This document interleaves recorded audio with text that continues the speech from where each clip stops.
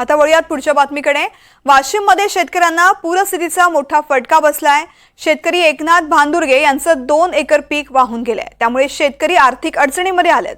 या संदर्भात शेतकऱ्यांसोबत संवाद साधलाय आमचे प्रतिनिधी साजन धाबे यांनी। वाशिम जिल्ह्यात 2 दिवसात झालेल्या मुसळधार पावसाने शेतकऱ्याचं प्रचंड मोठं नुकसान झालेलं आहे। वाशिमच्या रिसोड तालुक्यातील पिंपरी सरहद गाव परिसरातील उतावळी नदीला पूर आल्यामुळे या ठिकाणी शेतकऱ्यांचं मोठं नुकसान झालेलं आहे। आपण बघू शकता माझ्या पाठीमागे या ठिकाणी अक्षरशः शेतामध्ये कमरे एवढाले गड्डे पडलेले आहेत। संपूर्ण गाळ जो आहे तो वाहून गेलेला आहे, फक्त दगड उरलेले आहेत। त्यामुळं शेतकरी मोठ्या आर्थिक संकटात सापडलेले आहेत। आपल्यासोबत बोलण्यासाठी या परिसरातील ज्यांचं हे शेत आहे ते शेतकरी आपल्यासोबत आहेत। काका, काल जे पाऊस झाला यात तुमचं किती नुकसान झालेलं आहे? कालच्या पावसामुळे माझं एवढं नुकसान झालेलं आहे। माझ्या शेतामध्ये सोयाबीन आणि तूर पेरलेली होती, अक्षरशः पिकासकट आणि पूर्ण जमीन अक्षरशः खरडून गेलेली आहे।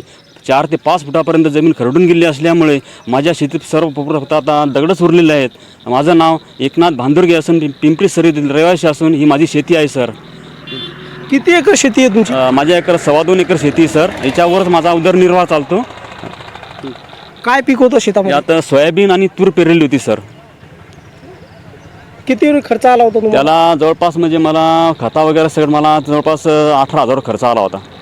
आता पुन्हा दुबार पेरणीचं संकट आलेलं आहे, आता काय नियोजन आहे? आता माझं असं नियोजन आहे सर, आता तर काही करू शकत नाही मी, कारण त्याची उन्ही भरू शकत नाही, कारण ते पूर्ण काळी माती खरडून गेलेली असल्यामुळे आता पूर्ण माझ्या शेतामध्ये दगडच उरलेले आहेत।